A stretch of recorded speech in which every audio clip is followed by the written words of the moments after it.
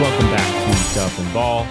I am Aaron Chow, accompanied by John Harris, my co-host. As always, we are back to share our picks / bets, even though it's not real money, against the spread for NFL Week 9. Even though this isn't necessary, because if you follow along, basically John's winning. I mean, basically he is. Like, it's not even a basic thing. I probably should have calculated it overall. Nonetheless, last week, John, you were in the green. My quick math in my head is correct. You are still in the negative, because I think you're plus 220. So you halved your negative amount to minus 220.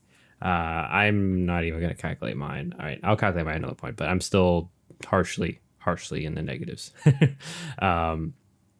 Looks like what, minus, is that 450 from last week? So yeah, not great for me. And then in regards to even record wise, I mean, last week was better for me. I went 7-9, but John, you went 10-6.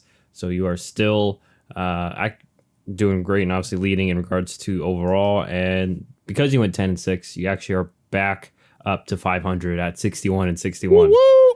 So now you're climbing back to positivity, not just in terms of the money, but in terms of the overall record. So kudos to you. I got a lot of work to do on both ends. So in week 9, we're basically after this week, we're basically at the halfway point of the season, because 18 weeks. So let's get into it. We do have a couple of buys, so only 13 games to go over this week. Let me double check my math's correct. Yes, 13. At the end, we'll let you know what team's on buys, because I can't think of that off the top of my head. But nonetheless, let's start, as always. I know sorry to interrupt. No. I know the Niners and Broncos are on bye. I can't think of who else, but I know they are. Yeah, and I'm sure we'll realize it too, because they'll pop up. Nonetheless, let's start with Thursday night, starting at Pittsburgh. I always want to say Heinz Field, but it's not Heinz Field, and especially nonetheless, I digress. At Pittsburgh, they are actually the favorites here, favored by 2.5 points, hosting the Tennessee Titans with Will Levis coming off that great debut. So how do you foresee this one going, John, and for how much? I think this is going to be a defensive ball game. I think with the Tennessee defense, they're going to know short week, young quarterback. We got to step it up here. And I'm not really worried about them not doing that because, I don't know, Pittsburgh just doesn't have a lot that scares you outside of maybe the receivers they got with Deontay Johnson back now. But even then, they're not like a high-octane team, so I expect this to be a low-scoring game, and for that reason, I'm taking the Titans. I don't know if they win or cover, but I'm taking them to cover. So I'm only going to put 50 on it because I don't necessarily feel strongly either way. But I don't know. This is partially back to my old rule of when Pittsburgh is favored, you don't take them, because for some reason that was when they struggled, and who knows, maybe they come back to that. I also don't know how many games has Pittsburgh even been favored this year. I'm looking back right now. I'm not seeing any as of. So this is like the only game that they've been the favorite, which, for good reason. The Titans are not that great. Will Levis, although he had a decent start to his, career, it was one game. It's a short week, all that kind of stuff. So it makes sense why they're favored, and they're also at home. But yeah, I don't know. My gut says I should go with Tennessee, but I'm not too confident. So only 50. So Pittsburgh's the only time Pittsburgh has been favored once other this season. That was week 4 against Houston, and Houston ended up winning and covering.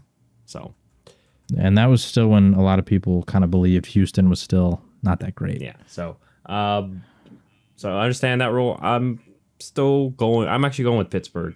It's a weird Thursday night, short week.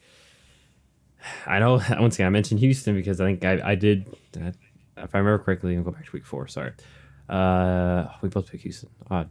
Okay. Well, we also weren't playing Pittsburgh. But nonetheless, Pittsburgh defense, Mike Tomlin, so creative and throw a lot of things at you. And on a short week, I just feel like it's going to be tough for Tennessee. Obviously, I don't expect them to be leaving DeAndre Hopkins on one-on-one situations. And especially with Minka being back there. So I think they'll be able to limit that, make Derrick Henry and the short passing game, like make Will Levis be surgical. That'll be interesting to see. I am still worried though. I mentioned because Pittsburgh's not a great run defense, so it could very well easily lead to what I fear is, hey, they get Derrick Henry going, and then Pittsburgh has to put more eggs in the basket to stop the run. But I'll see it to believe it. And on the other side, although Kenny Pickett looking like he will start, I just think that Pittsburgh will do enough. And although that offense has been pretty poor, I will say they've been at least good about not turning the ball over easily and giving the other team opportunities as easily. So, yeah, I'm with you. I think this is going to be an ugly game, even if it wasn't on a Thursday. And, yeah, sprinkling the fact that it's a Thursday game as well. Yeah, I'm just kind of going with the home team here. So, I'm going with the Steelers, like I mentioned. I'm going with them only for 50. Shows you my confidence level. And once again, you're going with Tennessee for 50. So neither of us really confident in either of these teams, and rightfully so, because they've both been very up and down and have a lot of new variables. As I mentioned with Tennessee, Will Levis, who knows what we'll see in his second start on a short week. So that is the Thursday night game. Let's move over to the international game. I almost said London. It's in Germany. I always forget where in Germany, but nonetheless, sorry, NFL. But it's in Germany. This one, it's a shame because this is a really good game, but it's probably why they put it in Germany. And it is the Kansas City Chiefs, quote unquote, the home team. They are favored by 1.5 points, hosting the Miami Dolphins. Tyreek Hill revenge game per se. Remember, once again, this is going to be an early game, and there are a lot of fantasy important players here, so check your lineups and such. Nonetheless, who do you have here, John, and for how much? I'm going to go with the Dolphins. I know that I'm the person who has mentioned the fact that they have not beaten a team with a winning record in over a year, and this is certainly an opportunity for them to do so, and maybe they fall short again, but Kansas City has not necessarily looked like themselves. I think there's clearly been some teams that have given them problems, like Denver has twice so far this year. And I don't know. I kind of wonder, can the defense, which has really been the reason that Kansas City has been so good this year, outside of like maybe the Chargers game, can the defense hold up against Tyreek Hill and Jalen Waddle? I don't know. I do like what I've seen out of the Kansas City defense so far this season, but those two guys are just... There's some different animals. There's a few, types of players in the league that even against the best defenses, you wonder, can they stop him? And Tyreek Hill is certainly one of those guys. So they're obviously familiar with him. They practiced against that guy for years, but actually trying to stop him at full game speed is a whole different beast. So, yeah, I don't know. That part worries me. The Kansas City offense has not been that great this year. Now, neither has Miami's defense, but... I don't know. For some reason, my gut is just telling me that Miami's going to come out strong here, and they're going to finally get that monkey off their back and get that win against a team with a winning record. So I feel confident in the Dolphins, and I'm going to put 200 on them. Okay. I'm going with Kansas City. I'm going with Kansas City for 50. I think, especially Kansas City, you mentioned their defense. I think Kansas City's front four will be able to generate pressure on their own. And we know even then they'll still do some creative stuff. Steve Spagnuolo is great at that, and that's one of the reasons why they've been a very good defense. And so I think they'll be able to slow down that Miami offense and definitely make them, I feel, one-dimensional. I don't think they'll let that the run game get going for them. So I anticipate that'll kind of lean toward Kansas City, but once again, you can only contain Miami really. So like you did mention, the onus kind of falls on the offense a little bit to kind of just put up points with Miami. And I think they're going to slow the game down a bit. I expect them to involve more Isaiah Pacheco or just lean on the run game a little bit more. I mentioned it last week. Like, they ran the ball solidly. It's just they got away from it. And it was odd, too, because considering Mahomes was apparently not feeling well, like you would think, hey, let me help my quarterback out and, make it more balanced. I assume they're going to try to do that regardless to, help their defense out and not, just get in a shootout or attempt to get in a shootout and give Miami the offense the ball a lot. And also, I think, especially, I think we talked about this before, Kansas City is one of those teams that, although they're great, they do tend to play to their opponents at times and kind of play with their food. And it seemed like last week they just kind of got punched in the mouth by Denver. And obviously, we mentioned all the turnovers and mistakes they had. I expect for them to clean those up and, just basically the offense to find ways, do enough to stay with Miami and get the win at the end of the day. So, like I mentioned, though, I'm not very confident in this because also overseas factor. Who knows how that will affect both these teams, going all the way over to Germany and playing in the morning game. So we'll see who was right. Already starting off with 2 disagreements, and this one will be definitely a good game. Should be a good game. Gonna knock on wood real quick before I jinx it. And it's a barn burner. But nonetheless, John going with the Dolphins for 200. I'm going with the Kansas City Chiefs for 50. Our second disagreement of the day or of the week thus far. And now let's move over to the Sunday noon Central Standard Time /1 Eastern Time games. Starting with probably the best one of that early slate, and it is the Baltimore Ravens at home. They are favored by 5.5 points, hosting the Seattle Seahawks. Both teams, I believe, only have 2 losses, and are atop their divisions. And it'll be a very interesting battle here. So who do you have between these two, John? I'm going to go with the Ravens. They're at home. Baltimore has been really dominant when it's the first quarter specifically. Like their split in terms of points for and points allowed in the first quarter it's the best in the league, and it's like something crazy. It's in the 80s, I think. So they start off really hot, and I don't know if I really believe in Seattle to be a team that can like effectively come back. They offensively have not been the most consistent this year. There's certain games where they put up a lot of points, others where they don't. I feel like this could be a game in which Geno Smith maybe has a couple mistakes, and if you have a couple mistakes, you're playing from behind. Baltimore's, one of those teams that once they get going and there's that momentum that they can build, the floodgates open and they can really put it on you. So, yeah, I like Baltimore here. I'm going to take them for 200. Okay. I'm going with Seattle for 50. So another disagreement for us. Although I do think Baltimore's going to win. I just think Seattle, if anything, will keep it close. That defense is Pete Carroll, and that defense has historically been one of those type of defense. They start slow and they get better and better as the season goes on. I think they'll be able to throw a few different looks and be able to slow down the run game of the Ravens. I think we've seen recently that the Ravens do need the run game to kind of have some sort of effect and success in order to help the pass game flourish. I know we both love those Seattle corners, and I think they match up well with those wide receivers if they have to leave them on islands to invest more in stopping Lamar in the run game. Like I said, I think at the end of the day, Baltimore will do enough on both sides of the ball because, like you mentioned, it is a concern, Seattle's offense, but they have so much talent that I expect, as we've seen, where maybe Kenneth Walker breaks one or Tyler Lockett, manages to beat his guy, or DK Metcalf. Like you mentioned, the offense has been inconsistent, so that's one of the reasons why I'm not putting a lot of money on Seattle.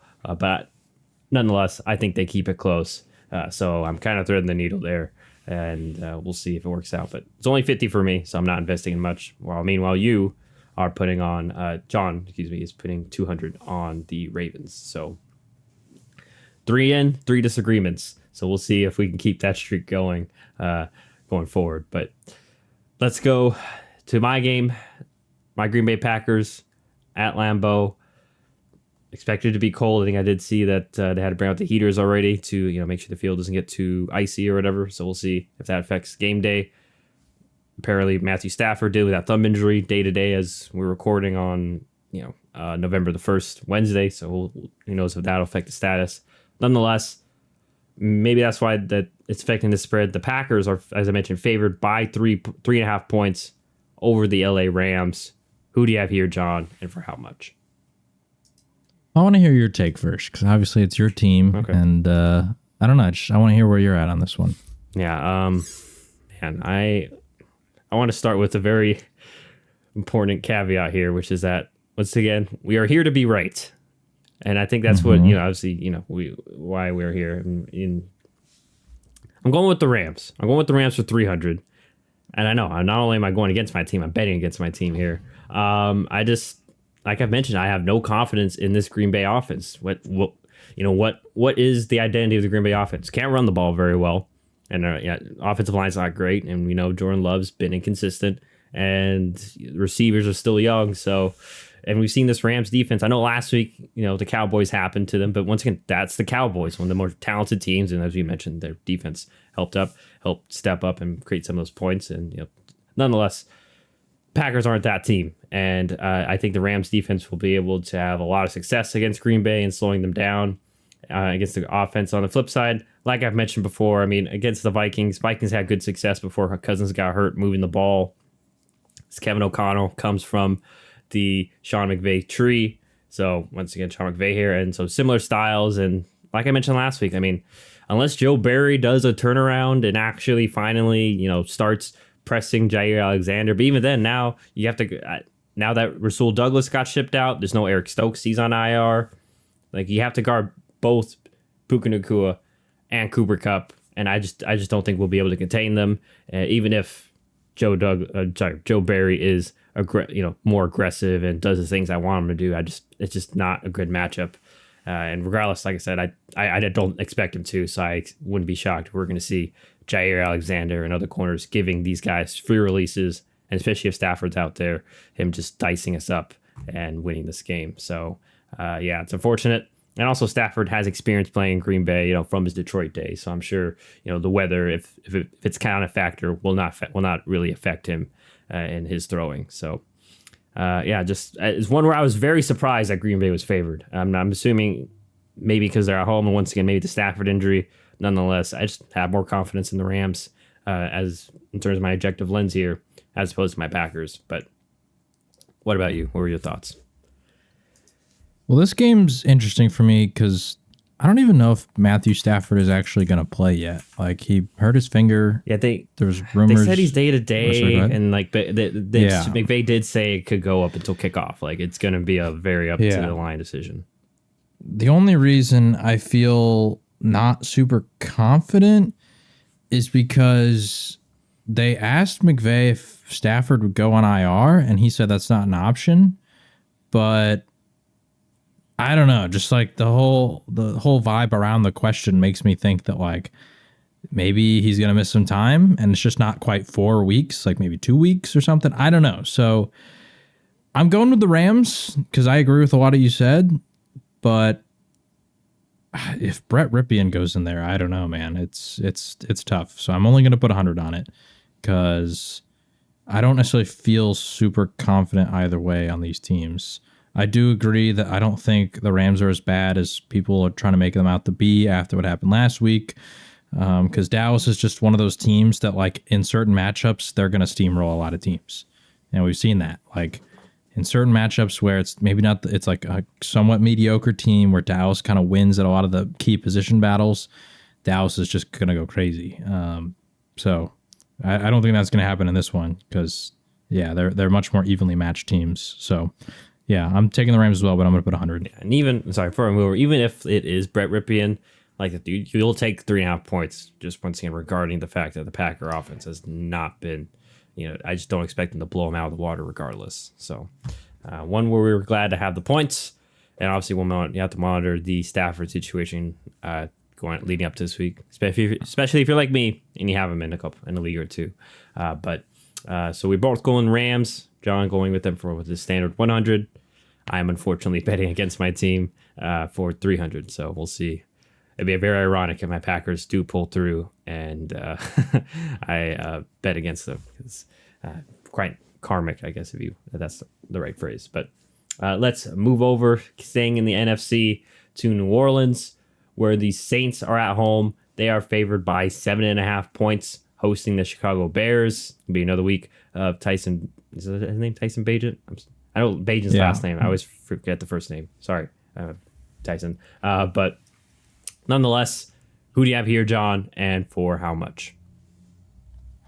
I am going New Orleans. I don't really believe in Chicago. I mean, Bagent has been serviceable, but he's a rookie. He's throwing some picks like he did last week against the Chargers. Maybe not all of them are his fault, but I like what New Orleans is doing. They've been looking strong so far. I think defensively they're going to cause a lot of problems for Chicago.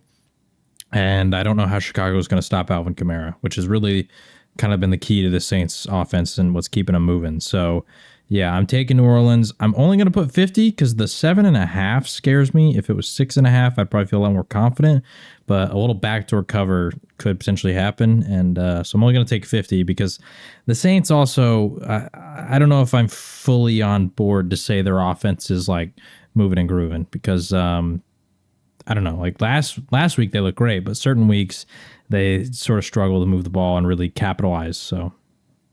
All right. Well, I have more confidence in their offense, and I think also too. So I'm going with the New Orleans Saints for 300 because I've mentioned before Bears defense not that great. I mean, we all know the recipe for the Chargers is they're short passing games because they have no deep threats, and the Chargers are able to move the ball at will. And so even if New Orleans kind of goes back to that shell that they were in offensively. Leading up to last week, I expect for them to still be able to move the ball successfully. And then on the flip side, for Chicago, even with Tyson Bagent in, it's just the formula for success for them, as I mentioned on the broadcast, is they have to be able to lean on the run game, slow the game down, and just then be able to hit you with some shots, play action, even if it is Tyson Bagent back there. And I just think New Orleans, we know that at least their front seven is good enough and stout enough against the run. They got good corners in Lattimore and Adebo, and we know that the Bears skill position guys, outside of really DJ Moore and Cole Kmet's been good recently, but no one else really scares you, and I think they'll be able to put more eggs into stopping those guys, or they have the talent to stop those two and then still stop the run and just make life tough for the Bears. So I'm going big on New Orleans, especially at home, putting 300 on them. John is going with the Saints for 50, being a little more cautious. And rightfully so. So we'll see if my big gamble pays off, or once again, if I am back here with another negative week. So let's move over to Houston, where the Texans are at home. They are favored by 2.5 points, hosting the Tampa Bay Buccaneers. Both teams coming off a loss last week. Tampa had a few extra days rest from Thursday nights. So who do you have here, John, and for how much? I'm gonna go with Houston. This one's tough for me, man, because honestly, matchup wise, I kind of like this for Tampa. Like, I think that Mike Evans, Chris Godwin, like the receivers can have a good game. I don't know if the Houston defensive line is gonna be able to get as much pressure as I would like, just because you got Tristan Wirfs on one side and he's been great. And so I think that, like I said, I think matchup wise, I like what's happening here.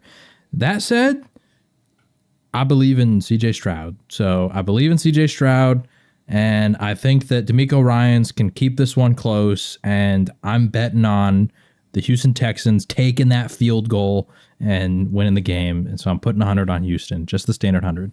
All right. I'm going the opposite way. So back to disagreement land, as I'm going with the Bucs only for 50, just because as the offense has been a little bit inconsistent for Tampa Bay. And but they found ways to move the ball at certain times, and Mike Evans, Chris Godwin, they're still pretty darn good. And then on the flip side, like we saw last week, especially once again, this is not me not believing in CJ Stroud. I just think I still need to see more out of the entire Houston offense in entirety, especially these skill position guys. Dameon Pierce hasn't been as explosive or been able to pop off as many runs as he did, obviously last year, and what many were excited about. And then I think Tampa Bay obviously were able to slow down the run. We know that they're still pretty good at that with their front seven, and I think they match up well on the outside. Tank Dell, Nico Collins, they've shown that they're still young, still inconsistent, and it's a tough matchup with Carlton Davis and Jamal Dean. Both kind of match up well with them, and we know that their safeties are pretty good and well schooled there. So, I'm going with the Bucs to kind of buck no pun intended, but to kind of shake off that loss on Thursday nights. And I think Houston we're still saying, like I said, a young team overall, both sides of the ball. I think they're just going to, as many young teams do, go through a little bit of growing pains right here, and unfortunately make this another loss here. So we'll see, though. I could very well be wrong, as I have. So, and once again, I should mention this too. If you're listening, I probably should listen to John, but who knows? Maybe this will be my week. But nonetheless, that is our fourth disagreements. and we'll see how it pays off. Let's go over to to Atlanta, where the Falcons are at home, favored by 4.5 points, and it will be Taylor Heineke getting the start on Sunday against the Minnesota Vikings. If I didn't already mention spread, they are Falcons favored by 4.5. So, John, who do you have here, and for how much? Listen, I've seen a lot of Jaron Hall play because he went to BYU, and they played Baylor a few times over the years. They played a handful of Big 12 teams like Texas over the years, and now they're in the Big 12. And so I had seen quite a bit of Jaron Hall, and he's a great athlete. I will give him that. He's also one of those guys that is very tough, and he reminds me of like Stafford or Baker Mayfield and that like I expect him to play through a lot of things that maybe might not be going his way. Like he could be under siege all day and he'll still come out and make a big throw later in the game. That said, he's a rookie. I don't really think he's that great of a thrower. I don't really love his decision making, like the toughness, unquestioned, the athletic stuff, unquestioned, but the ability to get your playmakers the ball, that's the part that kind of worries me. So I'm going to go with Atlanta here. I'm going to put 200 on it. So, yeah, if this was Kirk Cousins, then, obviously the spread would be a lot closer, and I might feel a little more confident in Minnesota in this game. I'd probably still lean Atlanta because I don't know if their defense can stop Bijan Robinson, and then that's obviously going to open up stuff for Taylor Heineke in the passing attack. And, speaking of backup quarterbacks, I personally think Heineke's an upgrade. So... And we've talked about that many times, how we thought he should be the starter. So that's kind of where my confidence in Atlanta comes from. But yeah, I'm willing to make the mistake that we made with Will Levis last week with Jaron Hall, because even with Jaron Hall, he was not as highly picked as Will Levis was. So yeah, I agree, and I'm also going big here. I'm going with Atlanta for 300, just because as to kind of continue what you mentioned, I think their passing attack is much better. With Taylor Heineke, that their passing game is actually more of a threat, even though they may not have Drake London in this game. Heineke's just a better thrower at this point, and they'll still have their success in the run game and lean on Bijan and such. And yeah, like you mentioned, on the flip side, Atlanta's defense is still very solid, very solid. Like we mentioned last week, it was just a couple good throws by Levis, and once again, Mike Vrabel. As I mentioned, probably had a very good idea of Arthur Smith's tendencies and the way he liked to attack different things. While here, it's obviously two different, Gavin O'Connell, different trees. So, I'm going with Atlanta also big here over the Vikings, and I already forgot the rookie quarterback, Jaron Hall. I'm sorry, Darren, but I just don't expect it's hard to execute that offense. Especially as coming in as a rookie, that's going to be so leaning on the pass game because they haven't even been able to run the ball really at all this year. Yeah. And two, Will Levis had DeAndre Hopkins to rely on. And say what you want about Hopkins at this point in his career, but he's still a veteran. He knows how to get things done, right? He knows how to step up for your young quarterback. He's had a lot of quarterbacks over his career. So I'm sure that he talked to him before certain plays, during certain games, or before the game, and was like, listen, just trust me. And Will Levis went out and trusted him, right?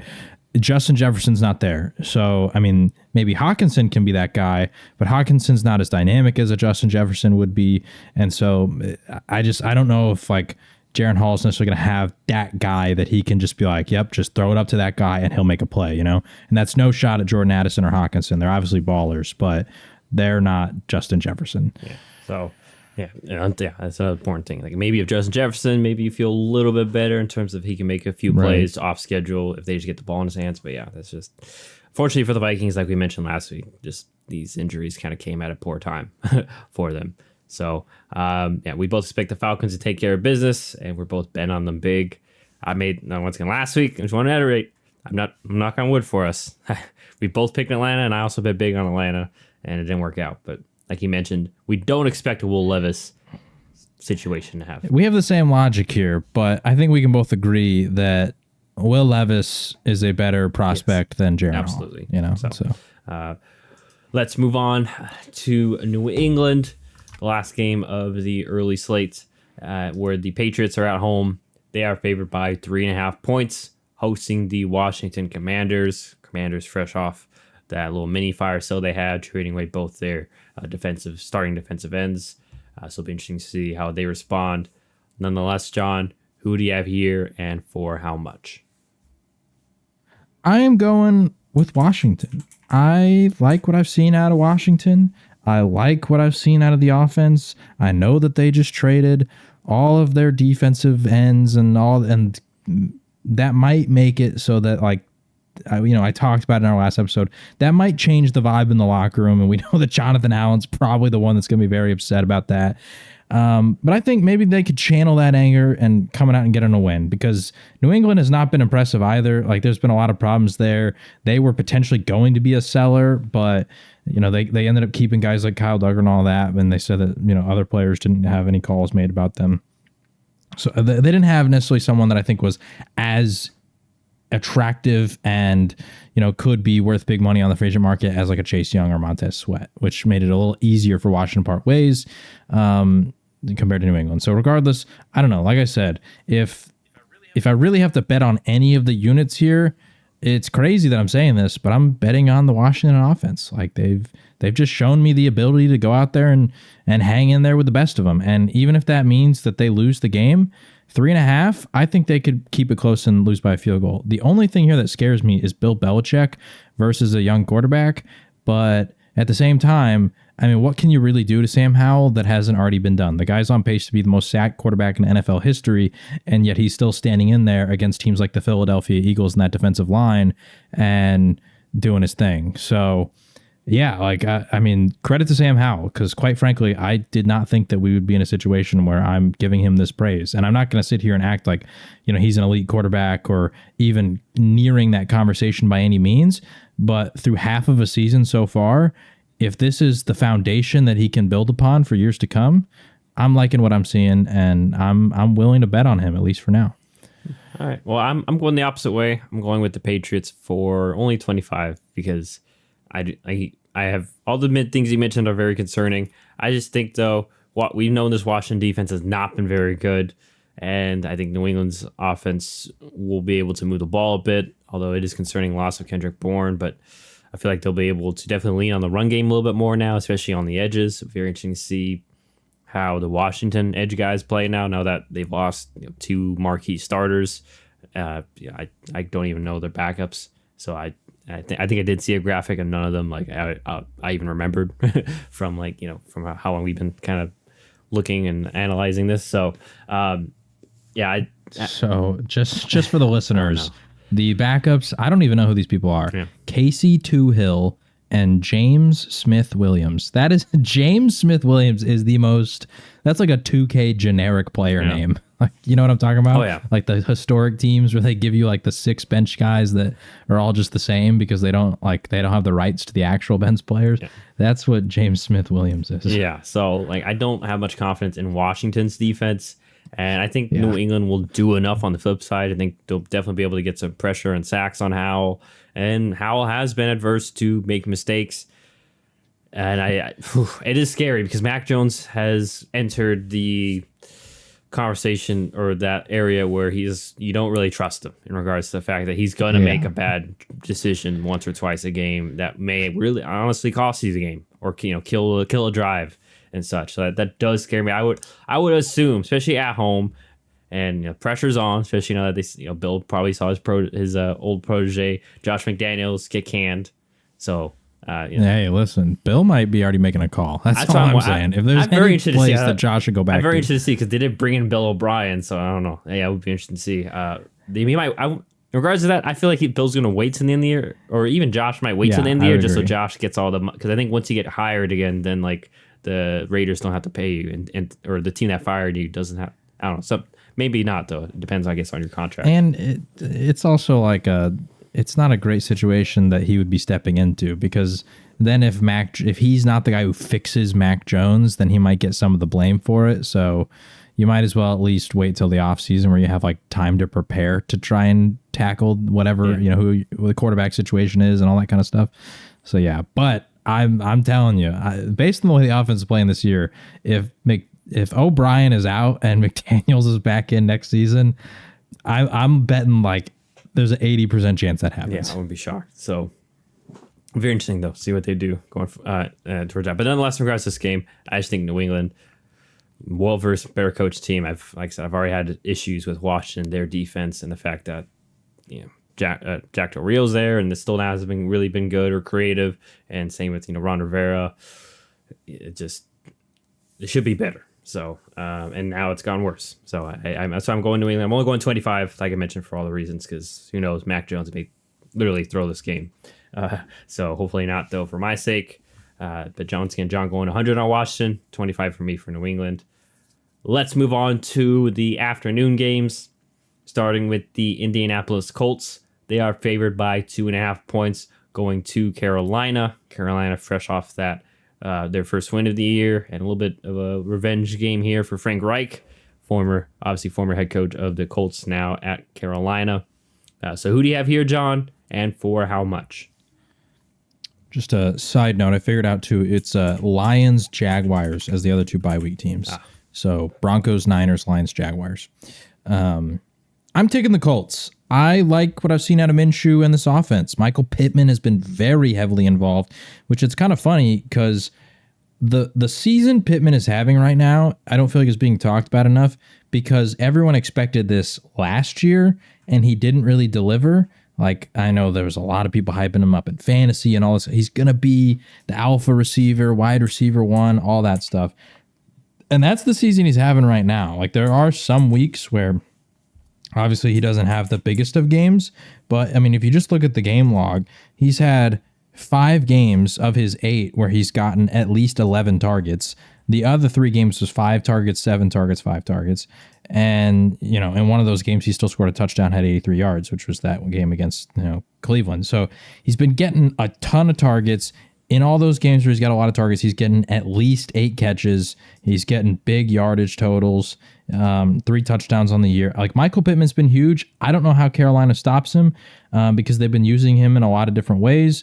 Minshew's been solid. Jonathan Taylor is getting more and more of the work. And, I mean, last week we saw in the first half the guy had over 90 yards. So the offense is moving, and although I don't really love the defense, I still don't have a lot of faith in Carolina, honestly, outside of Adam Thielen, which is another guy that I didn't think I'd be saying that at this point in his career. Kind of figured time had passed him by.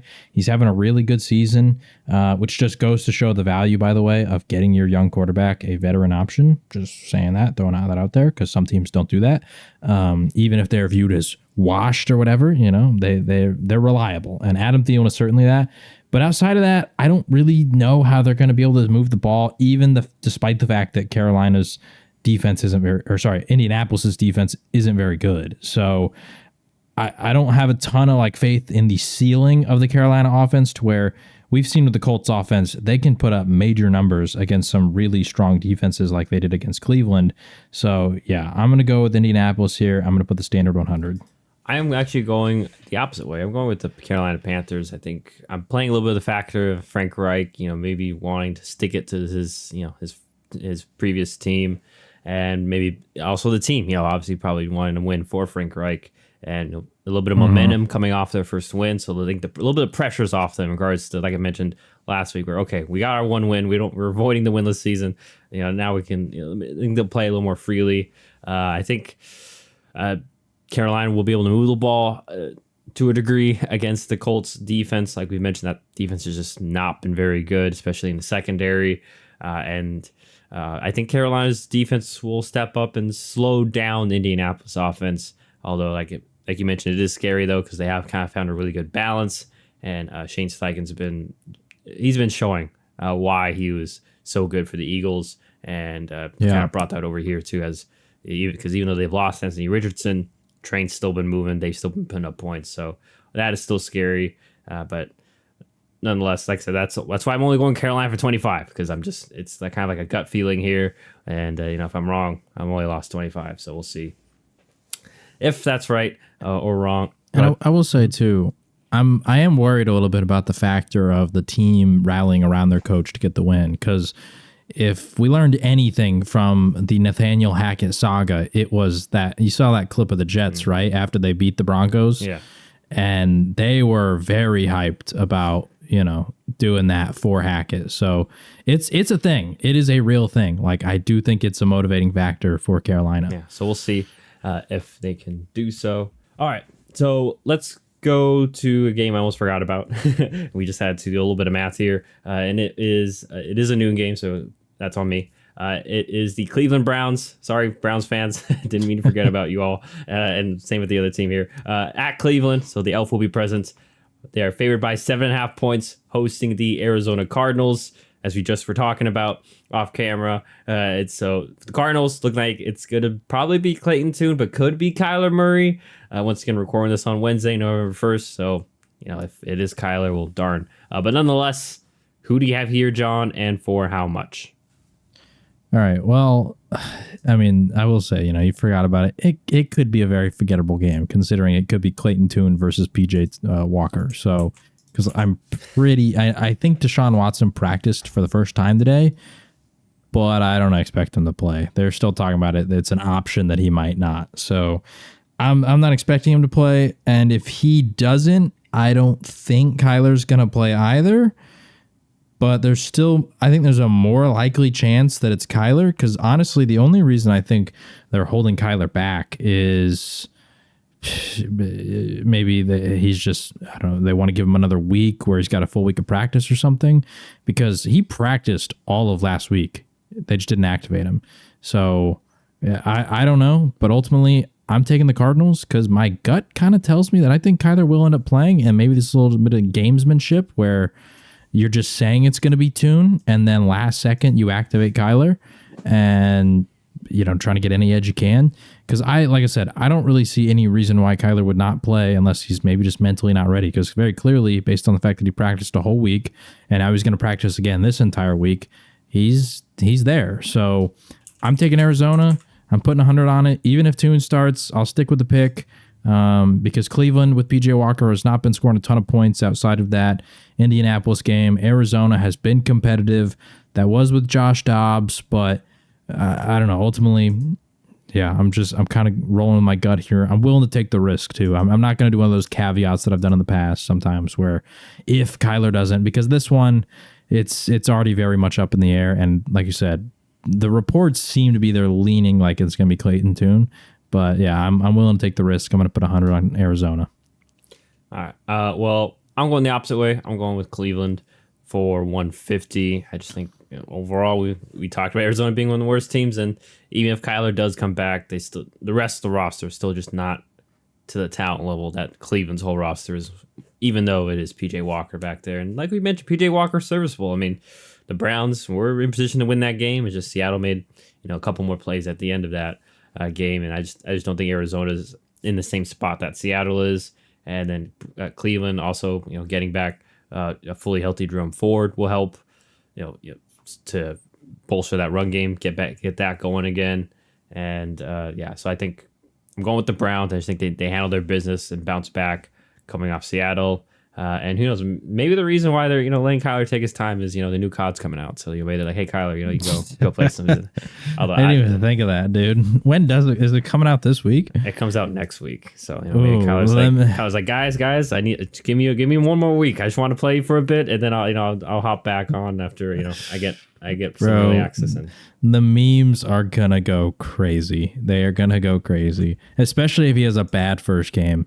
It's gonna go crazy. So, and obviously I'm joking about that because I don't actually know the situation. I doubt it is. I hope that's not the situations, but nonetheless, another disagreement for John and myself. We'll see, if the Cardinals can cover or maybe pull off the upset, or if the Browns will take care of business and defend home field and that elf of theirs in the middle of it. But now let's go over to your game. This is definitely going to be the game of the afternoon, and it is the Philadelphia Eagles at Philadelphia, favored by 2.5, hosting your Dallas Cowboys. Floor is yours, my friend. Who are you going with, and for how much? Yeah, I'm going to take Philly here. I'm going to put 100 on them. They're at home. They've been riding high. I think that if there's any chance that Dallas is going to beat them this year, because I do expect them personally to split, but I think they're going to both defend their home turf, and that's what happened last year. Philly played the first game they played was in Philadelphia, albeit it was Cooper Rush, and Philly took that one. Then we go back to Dallas. That one was Minshew. Dallas takes that one. Luckily this time, knock on wood, both QBs are playing. I know that Jalen Hurts, there's potential he could not play because I think he messed something up last week and he's questionable. He's still going to play is what I believe, but there's a small chance that he might not. I'm hoping he does so we can get both quarterbacks there, because I don't know if Philly has had Jalen Hurts any of the times they've played Dallas since Jalen Hurts has become the quarterback. Like maybe the rookie year, but his rookie year, but it was kind of late in the season when he became the starter. So I'm not totally sure. I don't think so. Yeah, because I think he won the job like week 14. Yeah, it was very late. Yeah, that was when they still had Wentz. Yeah, and so I don't know if we've seen Hurts get to play Dallas, and so I'm kind of looking forward to it, win or lose, just actually getting to see both teams fully healthy, because we couldn't see that last year. Well, healthy, within at least the quarterback position. Obviously, Trayvon Diggs is out, and I don't know if the Philly has any major injuries, but yeah, so that's something to watch out for. But ultimately, yeah, I think Philly at home. Kevin Byard's there, which maybe is going to make the secondary a little bit better. Dallas hasn't really found a way to get both Pollard and CeeDee Lamb involved in games. And I mean, again, what they did against the Rams is how I think Dallas is going to have to play to win again. Like, I don't think it's going to be through the run game because of Philly's defensive line. You're going to have to beat them through the air. That said, Tyron Smith's been kind of dealing with some injuries. The Cowboys' offensive line has been a little bit inconsistent in terms of their protection sometimes. I don't know. I just think that in this first matchup, Philly's going to have the upper hand, and maybe Dallas will adjust next go around at home. So, yeah, I'm going to put 100 on Philadelphia. All right. Yeah, I'm going with Philly also for 50. Mainly the same reasons you mentioned. I just think Dallas is going to force to be one-dimensional, and I expect Philly. We saw it against the Dolphins. We didn't really see it last week, so maybe they're kind of like the Chiefs, where against some of the better opponents, they're going to throw some more creative stuff on the defensive end. And it is important to remember too, like I forget their DC, but obviously his first year, so he's still growing with this team since they've lost some of their previous coordinators. But yeah, and then on the flip side, if there is a quote unquote weakness to Dallas's defense, it still kind of is size, and especially in the run game, and we know Philly's has that mauling offensive line, so I think they're going to force that Dallas defense into some issues. And like you mentioned, no Trayvon Diggs, so that's really tough, because now Deron Bland's still good, but it's just a tough matchup. And we've seen AJ Brown, he's gotten the better of every corner that's gone one-on-one basically against him, and obviously Jalen Hurts is not afraid to throw it up to him, because those 50-50 balls are really more 70-30 with AJ Brown right now at this point, especially one-on-one. And people can say what they want about Diggs, but he is their best cover corner. Like, sure, he's aggressive sometimes, but he's their best cover corner. And so without him, I think it's obviously an advantage for A.J. Brown. Yeah, I'm sorry. I just want to mention, too, like, I feel like that's one of those things where, like, his rookie year, that was a big issue, but since then, it really hasn't been. He's gotten better and better about that, about, being more tactical with his gambles, and he's just been a really damn good cover corner. So I think that's just... Last year, there was maybe 2 times that he bid on something and got burned, but... I even specifically remember one of them where everybody freaked out and blamed Diggs and the memes and all that stuff. And you go back and watch the play, and it was very clearly Diggs is underneath, Malik Hooker's over top, and Hooker is supposed to make sure that like the play is designed that Diggs is supposed to be aggressive, So he got way better at it, and no one really gave him credit for it last year. He was fantastic last year in terms of coverage. Yeah, so... I think it's still gonna be a tough quandary, because we know Philly still has good weapons in terms of skill position. Obviously, I just eloquently mentioned AJ Brown, but Devonta Smith's been getting going recently. Same with Dallas Goedert, and they've obviously kind of, as of right now, they found kind of their lead back in Swift, and him being able to do things also via the pass game as well. So I'm going with Philly 50, like you mentioned, at home too. That's just Philly's always tough to beat at home, and. But we'll see. I expect it to be an interesting battle, an interesting matchup on both ends of the ball. So both going with the Philadelphia Eagles. John going with them for 100. I'm only putting 50 on the Eagles. So we'll see, if they will come through, or if John's Cowboys will prevail over the Eagles. So let's go over to Las Vegas. A lot of new faces there as they cleaned house literally overnight.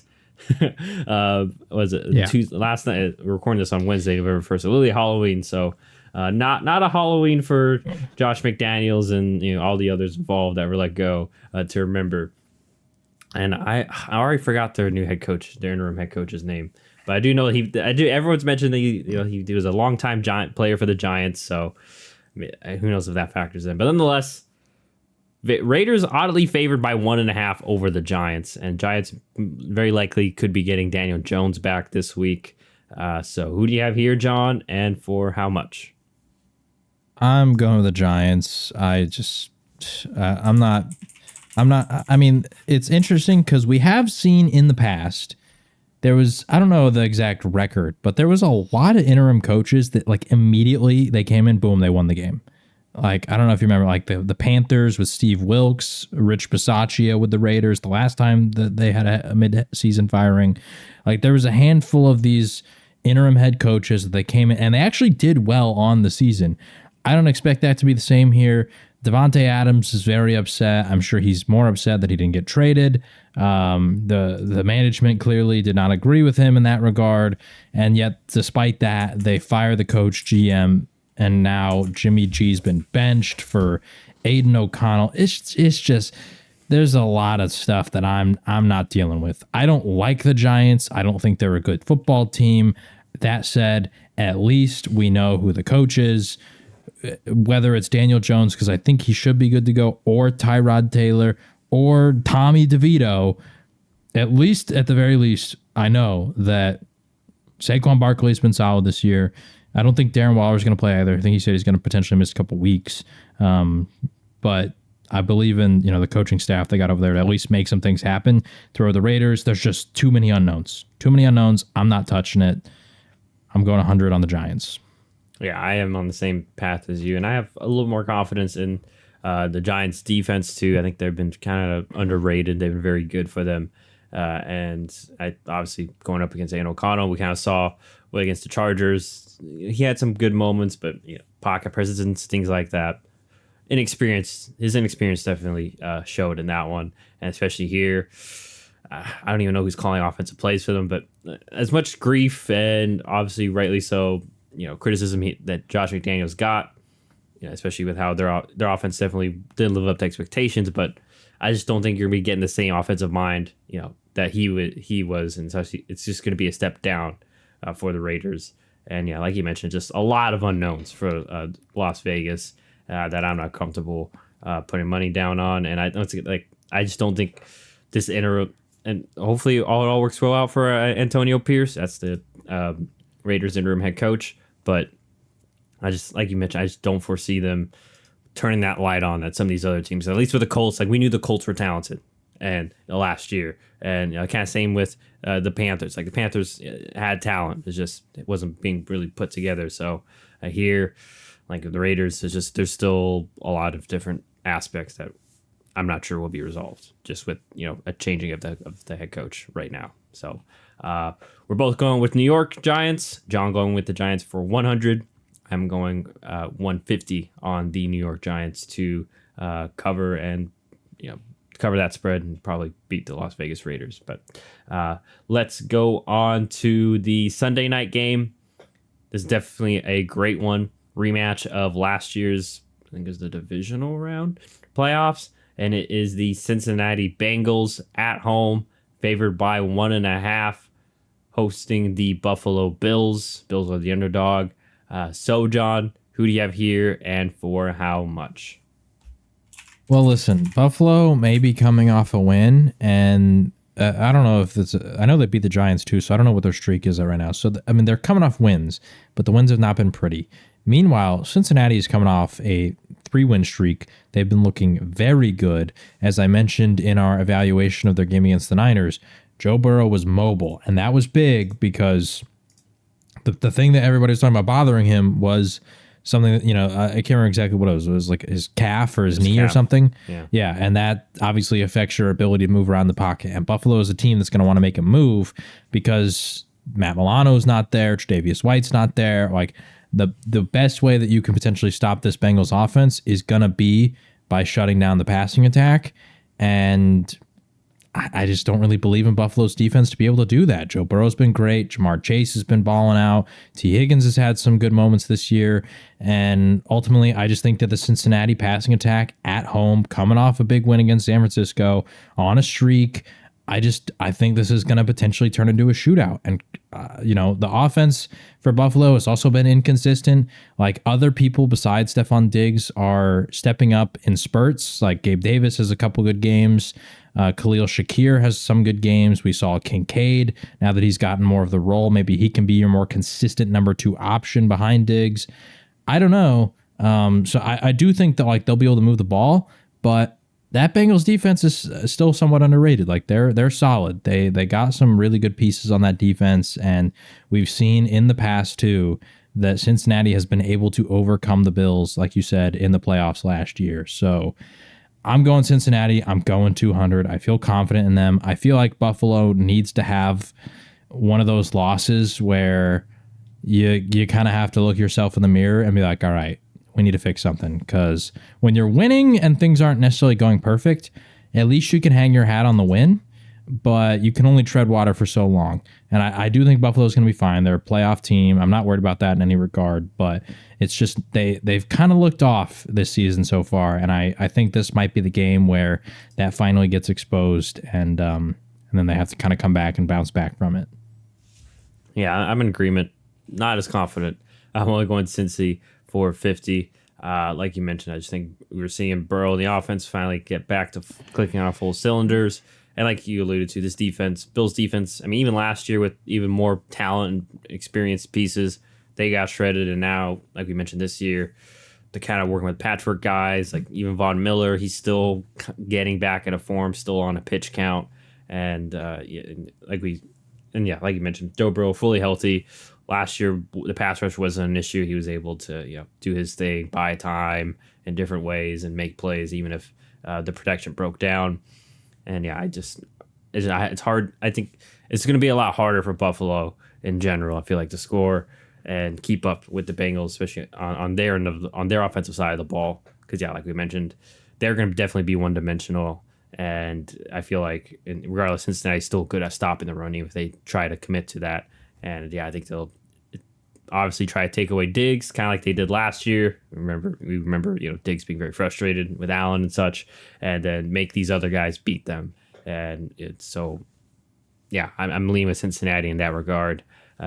Only doing 50 just because you never know with these two great quarterbacks. Maybe it's a night where Josh Allen goes crazy, but nonetheless, like with you, at least for now, I'm going with the Bengals with John. John going 200. I'm going 50. Be a very fun Sunday night game between the two of them, and obviously very important in the AFC race in its entirety. But let's go to Monday night, and that is the LA Chargers. They are favored by 3.5 points, going to MetLife to play the New York Jets. Who do you have here, John, and for how much? I'm going the Jets. I'm putting 100 on it because the Chargers, I like the talent, but we've talked about this many times on the season. They just haven't really kind of lived up to it. And the Jets' defense is for real. The corners are back. They were healthy last week. They're back to full strength defensively. And offensively, we've seen there's a very clear emphasis that Hackett is putting on this offense that is, we go as Breece Hall and Garrett Wilson goes, because we know that although that may be somewhat predictable, they're good enough that they will make plays. Like we saw last week with that little dump-off pass to Breece that should have been tackled like immediately. Like it should have been like a 5-yard gain.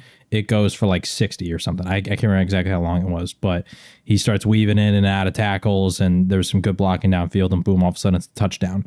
Because you just get the ball to your playmakers, and that's what they're doing. They're willing to just suffer the consequences of relying on those two guys, and if it doesn't work, it doesn't work.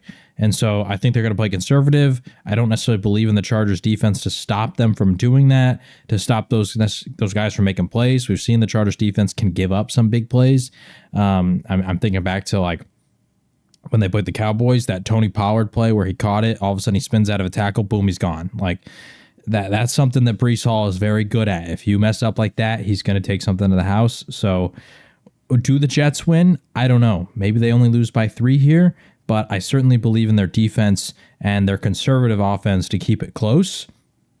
And if the Chargers offense turns the ball over a few times, maybe they get a little too aggressive, I think there's very likely a chance that the Jets could even win this game. So I'm only going to put the standard 100 because, like I said, I do like the Chargers and the weapons and all the key guys they have. Khalil Mack's been having a great year, Joey Bosa, all that. But I don't know. It feels like a very tough matchup for them. Yeah. In regards to that, I think Jets offense, like you already alluded to, we mentioned this before. LA Chargers, their run defense has been an issue on even in prior years, and obviously this year, even their secondary has been a bit of an issue. So, yeah, I mean, in terms of that game plan that you mentioned, it's going to be leaning on Breece Hall and Garrett Wilson. I wouldn't be shocked if the run game gets going there, puts the Charger defense in a bind. And on the flip side, I just think it's a bad matchup for the Chargers offense because, like I mentioned, I think that the Chargers do like to throw the ball short and just kind of matriculate their way down the field since they really don't have a deep threat. And I think that plays in the favors of the New York Jets, and that they'll be able to match up very well. And the Chargers really haven't been able to get their run game going. It has kind of been non-existent. Eckler's only been really successful in the short passing game, and this Jets defense is fast, and I think that they'll be able to slow that down. Not let those, like we saw the screenplay last week. I think they only, maybe only gets a couple of yards as opposed to he won't be breaking off, a 40-yard run. Or catch and run in that instance. So yeah, I'm with you. I'm a little bit less confident just because it is the Jets, and we do love Herbert, and Herbert could just make some of the damnedest enough great throws that the Chargers win and cover. But nonetheless, I'm still going with the Jets for 50. Just be playing a little more careful there, and that's all the money I had left at that point. So we're both going with the Jets to at least cover. Who knows if they pull off the upset? But regardless if they do, we're still right. John going with the Jets for 100. And I'm going with them for 50 on its own. So that is all our picks and bets against the spread for week 9.